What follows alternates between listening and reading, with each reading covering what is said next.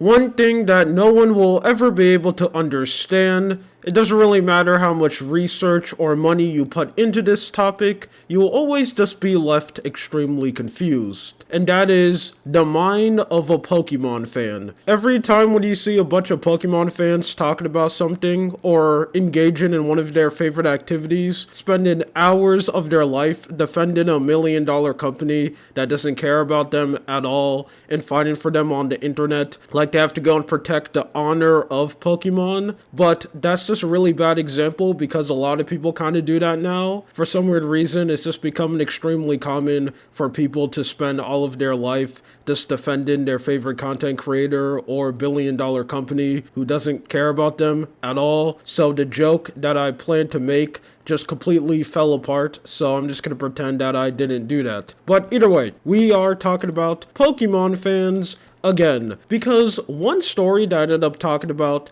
a couple of months ago actually ended up getting a sequel, a part 2, and that is something that I didn't really see coming, mainly because I thought when the story first came out, it was just over and we were gonna get no new updates. But no, something extremely goofy ended up happening. But first, let me actually tell you what I'm talking about. It is an update to the Pokemon Van Gogh situation.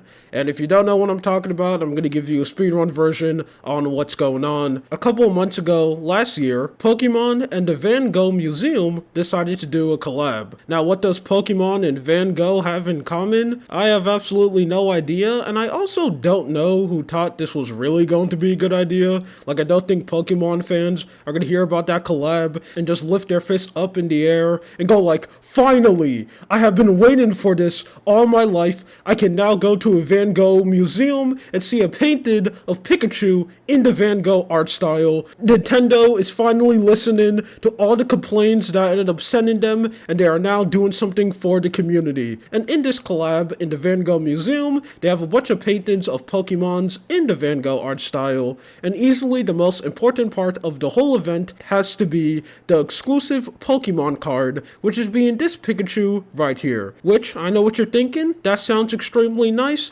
amazing, wholesome experience for the whole family to join. Well, let me just tell you, we are talking about Pokemon fans who wants to go and get an exclusive Pokemon card, and this is the only version of this Pokemon card that is probably ever going to exist. So, as we all guess, the event was absolutely terrible, and when the museum first opened, stuff like this ended up happening, where a bunch of Pokemon fans ended up flooding the museum and just fighting each other so they could go and get their hands on this brand new Pikachu. Who would have saw that coming? And I'm pretty sure the employees knew this because there are some footage of some people waiting outside, and you'll literally see some of the employees open the doors and just run away immediately, like a zombie apocalypse is happening. They knew that people were just gonna rush in just so they can go and get the card first. And the split second when they ended up leaving it, people ended up doing two things. One, putting it inside of their collection so they can go keep it forever, or number two, scalp it.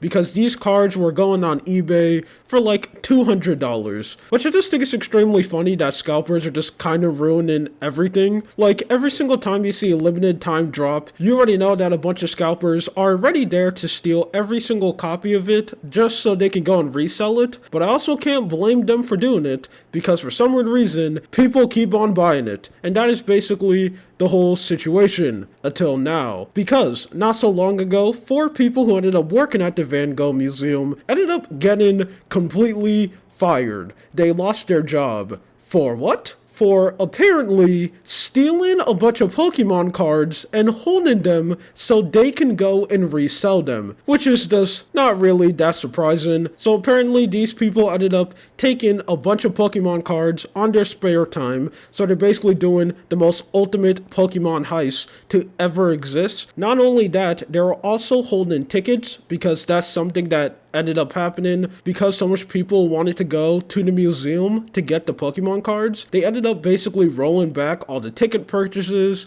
and just releasing less so they could stop all the people just flooding the place. And I think they're only telling certain people when they're gonna go and release the ticket so they could go inside and get a card. So these people straight up had a real life underground Pokemon card criminal ring just so they can go and make some extra money on the side. Now obviously when their whole little scheme ended up getting figured out, they automatically got fired, and the Van Gogh Museum ended up confirming that they are not going to be getting their job back anytime soon. So they just completely lost their career trying to just get a little bit more money on the side. You know, if I'm gonna be 100% honest, which we are on this channel, I mean, I don't really blame them for trying to pull a stunt like this. I mean, it's extremely stupid and not really worth it to, like, risk your job. But man, if they succeeded, they probably could have made a lot of money selling all of those Pokemon cards if their little plan ended up being complete. But it seems like that was not able to happen. Anyway, that's it. This is just something that I want to talk about. My name is Lua. You have a good day or night. See ya.